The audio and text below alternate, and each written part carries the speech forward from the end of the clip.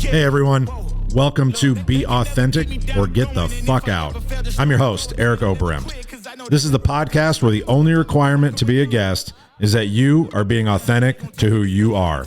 If you're not, I'll shut it down and I'll ask you to leave. Remember, be authentic or get the fuck out.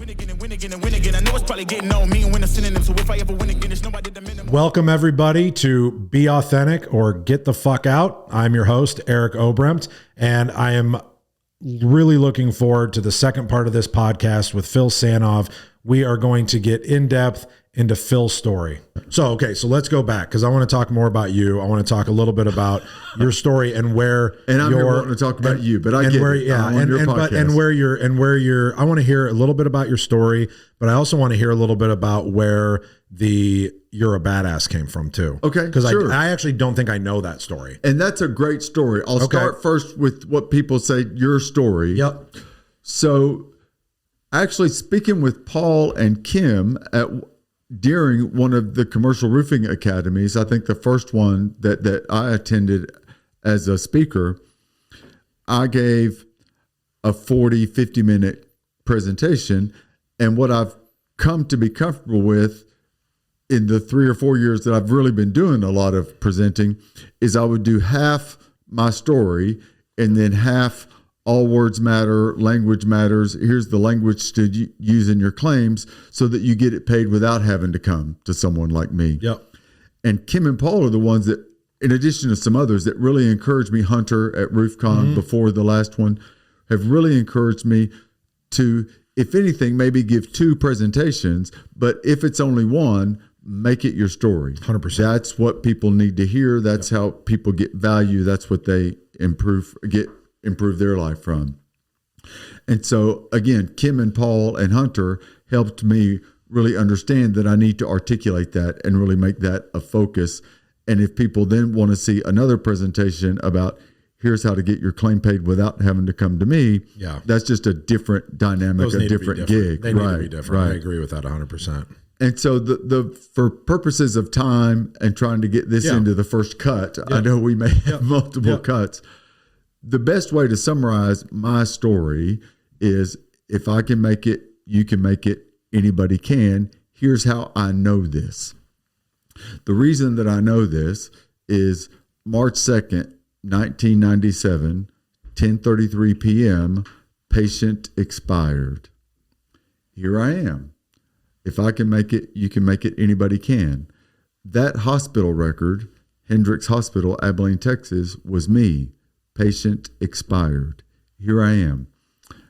As when the beep beep started going again, and they don't unplug it once it restarts. I'd met the protocol had been flatline enough. They shocked me with the paddles enough. Patient expired. Long story that might take too much time, but in a very grateful, wonderful way, God sent someone in there that said, not on my watch, opened the paddles up wide open. I've still got the scars on my chest, hit them one more time, and sure enough. And what was the story who did that last time? Did you tell a story that it was the EMT or Daryl Fox that came back Ranger, in or something like that? He had been on the helicopter with me that brought me in from the accident site, was coming to check the trauma center. How's my patient doing?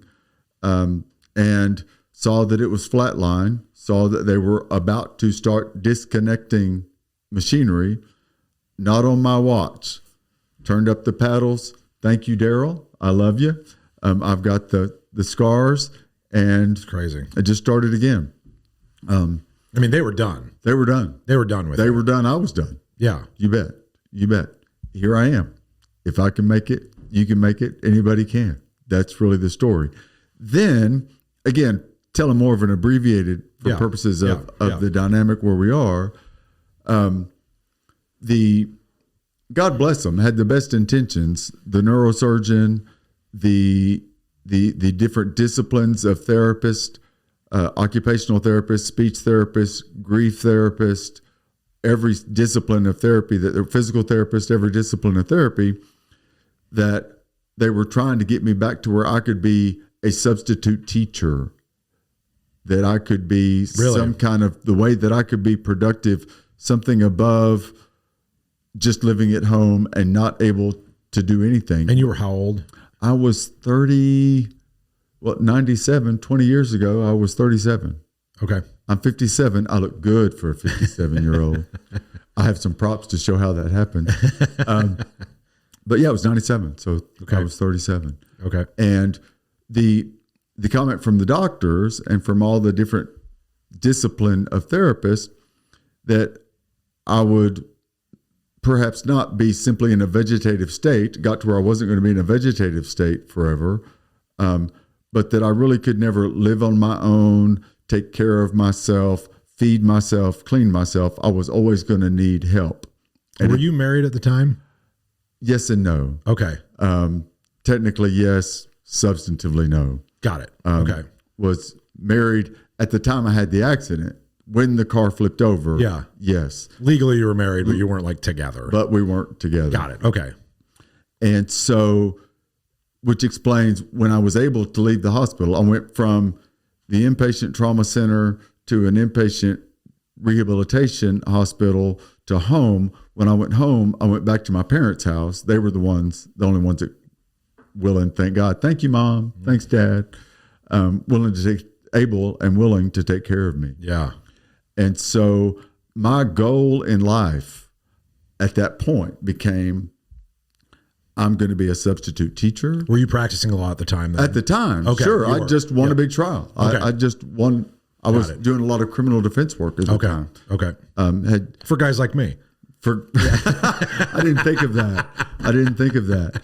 Yes. I was trying a case a month. I was selecting a jury, trying a case. Okay. Boom goes the dynamite. Yeah.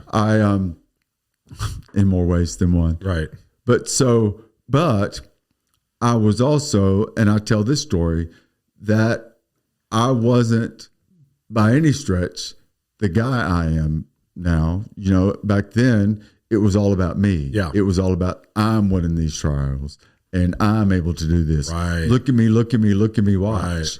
Right. There's a TV camera wanting to interview me for the trial I just won. Yes, please. Please, more. Please and thank you. Do you know, my name's Phil. Yes. Yeah. You don't know what questions to ask me? Let me tell you some more. I love that. It was just, I was that guy. Yeah. I was that guy. Yeah. And so the goal was find a way to make a living. And I think we have to be that guy before we can be this guy. 100%. Yeah, so go I never thought of it in those terms until you just said it. Yeah. And that's wifey. Again, I don't mean to digress too much, but hi, baby. I love you. Thank you for watching on my podcast and for taking care of everything at home. We always say, I've got to live forever. I'm 57 years old. I've got to live forever. It's the only way that Tiffany and I are going to have the time together that we now have earned and deserve. Right. If we'd met in our 20s, to be able to say we've been together 20 years, 30 years at this point, we would have flamed out and not been together. She wasn't who she is. Right. I wasn't who I am. Right. And so we're all a product of where we came from. And through shows like this and people and knowing people like you, I've gotten past the shame of who I was. Right. I've gotten past the difficult, how did I do that? Who was that guy of where I was? And learn to embrace it. And learn to embrace it and help others by telling the story. Yeah. And being able to, here I am. If I can make it, you can make it. Anybody can. Let me help you. I was always a winner. But being a winner is not a leader. Right. It took a while for me it took years and years for me to figure out being a winner was not being a leader. All winners are not leaders. I thought I was a leader, but I was stomping on people to get credit for the wins. Right. And again, I don't mean, we're going lots of different directions. That's what this here. podcast is, man. Like there is no fucking direction. No structure, and that's our structure. We do whatever the fuck we want. Or get the fuck out. Or get the fuck out if you don't like it. And so tying that back into my story, I just, for the way that might help folks is if you're not and so that was all I was going to be. I was going to be a substitute teacher. I was going to help some of the coaches that coached me. I played baseball, tennis, all that growing up and in college. I was going to help those folks so that I'd have something productive that I was doing. I was going to make a living being a substitute teacher. Right. And then I was able to get a call from an old friend that knew me practicing law. It was actually my first, I haven't told this story, I haven't thought of it. Got a call from who was my first legal assistant. Her name, Kelly Hess was her name back then.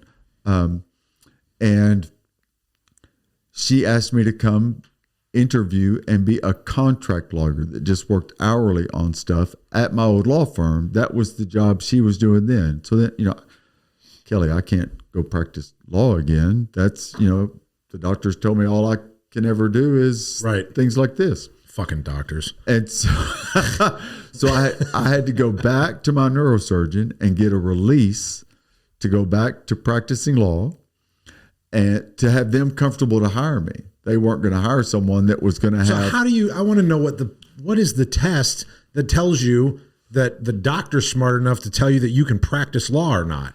It was really more of protection for the lawyers and the agencies hiring me. No, I get that. I understand the why behind it, but I don't understand. I guess I'm just curious from the medical standpoint, what test do you pass medically to be able to them to sign off? What does that look like? And it took a process for me to explain to them that I wasn't going, not anything like I'm practicing law now. Right. I was simply going to be a 9-to-5 guy reviewing documents, reviewing contracts, as little responsibility as possible, as little pressure as possible. So you could get the lowest bar test. So that I could be on the lowest level. Right. And the doctor at first wasn't going to do it. Dr. Inslee, Abilene, Texas, the greatest neurologist on the planet, saved my life. I don't like him right now. So I'll like him by the end of the story. But you'll like him by the end of the story. I don't like him right now. Yeah, I wasn't going to do it my ass. Because he was afraid of seizures. He was afraid of that. Okay. With the traumatic brain injury that I still had, the permanent extensive brain damage, that I was going to have a seizure and go backwards because of overusing your brain. Exactly. Basically. Okay. Exactly. Okay. Overtaxing, overstressing myself. Okay. And so by me looking him in the eye and promising that all I would ever do was work in the office, reviewing documents, writing up summaries, that if I started feeling stressed, I would take a break. The people that I was going to be working with knew me, loved me, were trying to help me get back into the world. And all that was true. So when you were doing that, was your intention to eventually show everybody that you could get back? Or was it, I'll just do this and at least I'm not being a substitute teacher? At that time, what you said, the first part about let me show people, that didn't come for a year or so. Okay. My mindset was, let me get back out in the world because that's a better living to make. For my angel Allie, which ties into the badass story that will come soon. But I had to find a way to make a better living. That was my intention. I can make a better living, what I'm paid by the hour, to be a simple caveman lawyer. And that will make more income to be able to take care of Allie. Got it. That was 100%. I was just curious about the mindset. Yeah. And then that probably lasted a week or two. And the folks that I was working with, doing projects for, saw what I was capable of. And I just started taking on more because it's who I am. It's what I do. And I became this supervisor, and this team of lawyers started working for me. And then I went to work in the agency overseeing all the projects. And then we did something different. So it just steady steps from there. Right. But it all started with, I got to make more money if I can. Because that's how I can take better care of Allie. That's awesome. Yeah. Okay. Well, now I want to dive into that then, because I want to hear the badass story that goes into Allie, because we talk about family a lot, and like I feel like I almost know your daughter a little bit, kind of like I think people feel like they know mine, which is good and bad, whatever. But like I'm at the point, I'm like, I need to meet your fucking kid, you know what I mean? Like I want to know Allie, 100%. So I want to hear this, and we'll make that happen sometime. I want to hear that story. So Allie, God bless, I love you, Angel. I love you, baby. Yes, I'm going to tell the story. So. Thank you for letting him share the story. Allie has always been the ultimate badass, just an amazing dancer, an amazing kid. Grew up in the broken home that I created with her mother and I created. In that car wreck, part of the story that I didn't tell yet is we lost my then 6-year-old son, her 6-year-old brother. She was 3 at the time of the accident. And that's the part of the story I can't fucking handle in a room when you tell it. Right. And I almost have to get up and walk out because I don't even know them and I start to like cry. And I can tell it without breaking down because I went through many years of very intense neuropsychological therapy for it. Yeah. With the grief therapist. And I really do internalize and understand how telling the story helps folks. Sure. And so, you, I would assume. Sure. And that was the other part of it. I can put it, Dr. Miller and Dr. Ringholtz, the 2 primary neuropsychological therapists that I had over the years, really helped me understand how to compartmentalize. And I just visualize putting things in a file drawer or putting things in a box when I've got to so that I can get through them. And today when I'm on the airplane and it's safe for an hour, the people around me will wonder, what's that crazy dude doing, bawling his eyes out? Right. Because I will be safe. I can put my hand on my heart. Right. I'm okay. I'm loved. I'm safe. And I'll close my eyes. I'll open the box and it'll come out. Yeah. And I'm putting it back in now so that we can get through this. But thank God you had Allie too at the time, right? Because in my mind, I put myself in that position, right? And I only have Tegan. Mm-hmm. Mm-hmm.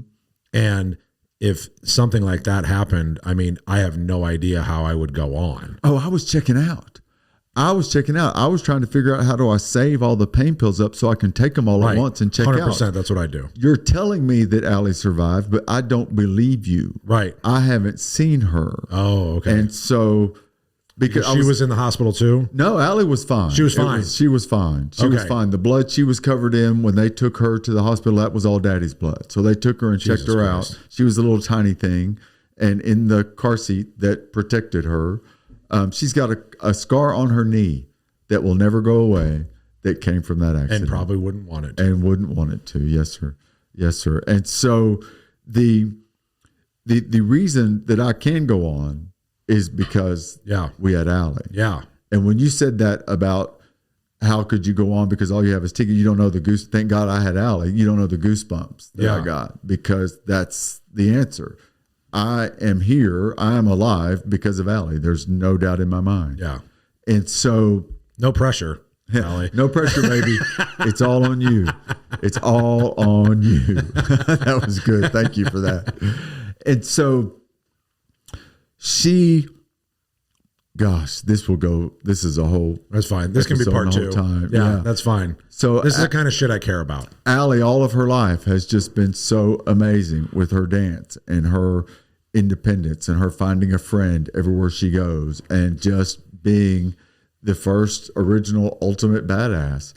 And after she went to Texas Tech, we talked about that a little bit yesterday. So she graduated from Tech, lived at home teaching dance and teaching Pure Barre exercise classes so she could save her money so that she could then help support herself. Her dream since she was 4 years old, she was telling me, Daddy, I'm going to be a professional dancer in Chicago. In Chicago. In Chicago. Just throw that out there. Let's just throw that out there. That's where you did. I think it was during a trip that I took her to Chicago. Okay. And because that'd be weird. Yeah. I don't remember because I traveled a lot back then when the work got to the point where I was traveling a lot and would take her on trips with me. And we were in Chicago. I really think it was at a dance contest that we took her to. Yeah. And Daddy, I'm going to be a professional dancer in Chicago one day. Time she was 4 years old. She's 28 now. She's been a professional dancer in Chicago for the last 4 years. It's amazing. And so I guess it was her first or second year up there.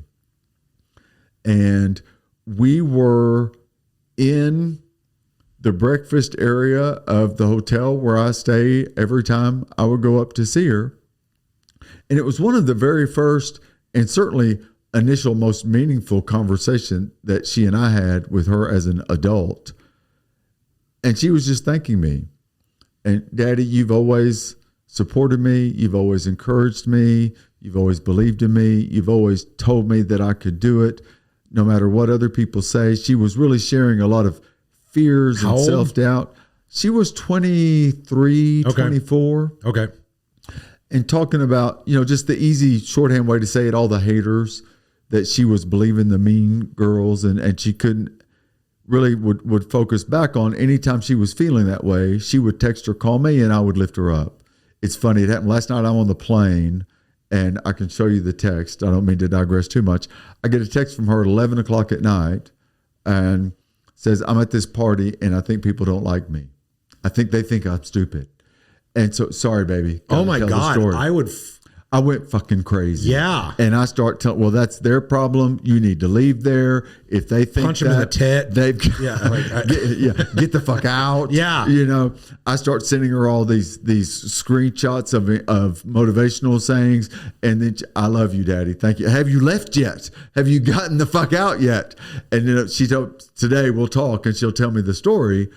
But so it goes back to that. You've always been the one that's encouraged me and believed in me and helped me believe in myself. I said, baby, that's because and this was just organic, because you're a badass. Right. And so from that day forward, it started with, I was sending her a text message every morning. I would wake up, first thing I would do be send her a text message with some motivational sentences, 2 or 3 things that were on my heart that came to mind, and it would end, because you're a badass. And it went from there. Allie saying, I need you to send this to my roommates. I need you to also send this to my friends. And then those friends, I need you to send this to these people. And so the list of people it went to grew and grew. And I think it was at FAPIA, the Florida Association of Public Insurance Adjusters. I spoke at those every year. But it was always substance, legal, something that would get approved to get them continuing education credits. Right. And somebody somehow at the table, at our booth table, knew about the text messages I sent, badass morning message every day. And somebody said, why don't people need to hear that? People need to know that you do that. People need those messages from you. Yeah. So it was 2017 probably. Okay. And so I said, oh, and by the way, if you ever need the motivation, talked a little bit about the hashtag badass morning message. Again, then it was still text messages that I was just sending copy, paste, dozens, hundreds a morning. Oh my gosh. And when I got through with that presentation, for the first time, people are bum rushing the stage. And I'm thinking, oh, I really nailed it. It was a negotiation topic. Right. That you Gary nailed it with the Nobody gave a shit. Never split the difference. Gary something. Oh, I was summarizing chapter 7, which is my favorite chapter of that book. Okay. And I nailed it. These people want to talk to me about more of these. Nobody gave a fuck about that. Here's my text. Here's my cell number. How can I get on that list to get those messages? And so from there, I started incorporating that into all my presentations. And if you want a motivation, inspiration each morning, I do this every morning, sending out the text messages. And so it grew from just sending it to encourage Allie, being a good dad. Yeah. I was just so that's part of your miracle morning. That's part of your miracle morning. That's it. I never knew that I was capable of murder until I had a daughter. Right.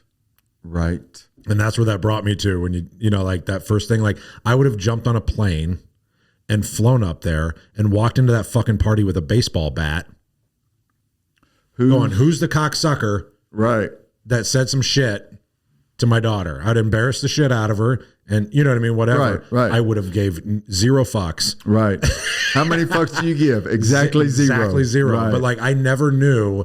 You always joke like, oh, I'd kill that mother, whatever. Yeah. But when you have a daughter, it literally changes as a man, maybe not as a mother. I don't know. Right. But as a man with a daughter, I didn't know that I was capable of murder. I've been to jail. Like, it's fine. Right. I will commit murder for her and go to jail just fine. All day, every day. Right. All day, every day. But it's crazy when you hear that kind of, and there's nothing that hurts more. Right. Than that. I'm kind of dozy on the plane. It's 11:30. Daddy, I'm at this party, and the people, I think they think I'm stupid. What the fuck? Yeah. Oh my God. Send me their name. Send me their address. Yeah. Like, I can find some shit on some people. Right. You got resources. I got resources. Right. That's it. That's fantastic. That's a great story. Yeah. Yeah. That's a great story. And so those then grew into, Daddy, you need to do these in videos. We need to do them in video. And I resisted that for a year. Yeah. And then when I started doing video, it was so much easier. Yeah. And it made me so much more comfortable. And it just improved everything I'm about. Talking to people, giving presentations. The more that you talk to people, the better you are at talking to people. 100%. And so it's just grown from there. Trying to be a good dad, helping Allie understand that she's a badass. Mean girls don't know anything. Right. That's where. And if you don't already, send Phil a text, send Phil a message, and get on his list, or at least follow him. Because where are they all posted? Facebook? YouTube? Well, I was going to say for that, right? If you do a hashtag badass morning message on virtually any social platform. Got it, yeah. YouTube, I have a YouTube channel. Okay. LinkedIn, Instagram, Facebook. I think somehow they used to be on Twitter. I don't think they're on Twitter anymore. What's Twitter? Right. I don't even fucking know what Twitter is. But get on there if you want. If you need TikTok. a text. Have you done the TikTok yet? I have done a TikTok for work, but not the badass morning message. Okay. I'm not on the TikTok train. I'm not either. I've had people tell me you need to get on the TikTok train. 2 years from now, you and I'll be having a conversation, and maybe I'll be on the TikTok They're train. short enough that they actually could be on the TikTok train. Right. They always got to be. Nothing I do is short, so like I can't be on the TikTok train, whatever the fuck TikTok is. Whatever that means. I don't even know what that means. Right. Where are we at on time? How long have we been on? 1 hour. We have been on. Wow. Holy shit. Well, I think that's perfect then. I think that's kind of I think that's really good. I think that's a good wrap to be able to close this into 2 sessions. Are you kidding me? That went really, really fast. Wow. That's amazing. I thought we were coming up on half an hour. That's what I thought one too. Good show. That's one good show. That's what I thought too. Crazy. That is crazy. And like to your point though, we could go for 2 more hours very easily. And we will on another trip. 100%. But I want to spend some time with you here before you take off anyway. So we're not going to give the people that.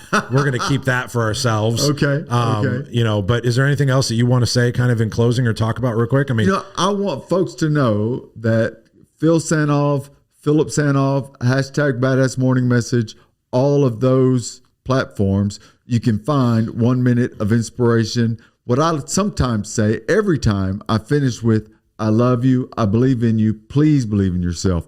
If no one has told you they believe in you yet today, if I'm the first one, I'm sorry for your life that it has to be that way, because you should be looking in the mirror telling yourself you believe in yourself. First thing every day. I just want to help your audience, help expand it, that people need to believe in themselves and do right. That's the only thing I got for closing. Really. I love that. Thank you. And if you see Phil at a conference, go up and talk to him. You don't have to put up the wall like I did. He's not going to try and take your money, at least not right away. And only if it's making you some too. Correct. Right. Exactly. Right. Yes. Thank you for clarifying that. And also you've been coming to Commercial Roofing Academy, which has been amazing. I know that the students there have loved it. Oh, thank you. That's 100%. I get so much out of that. And I want to say thank you for your support for Roofers in Recovery as well. So I always have to plug that when I'm here. Anybody watching, I want them to know about Roofers in Recovery. And if you have questions about it, please reach out, send a message. That's obviously something that I'm super passionate about. And I definitely want to get your feedback on that about, what you were kind of talking about earlier. Sure. Because I'm super excited about where that's going in the future and the more people that we can help. So anyway, I think that is a good place to end it today. Great. Phil, my friend, thank you very much for flying into Omaha. I mean, it's fucking cold here. It's cold. It sucks outside. It's flat. There's no mountains. There's absolutely no redeeming qualities of the city other than the fact that we're here. I got time with you. And you got to be here with me, and I got to be here with you, which was amazing. So thank you. Thank you, everybody that's watching, please subscribe to the YouTube channel if you could. Somebody will post a link down below so you can click on it. I'm sure shit won't be me. Or if you're watching this on Facebook, whatever, follow the page. I really appreciate it. And again, the way that we close this every time is be authentic or get the fuck out. I never quit because I know that every loss may lead to another win. I'm going up.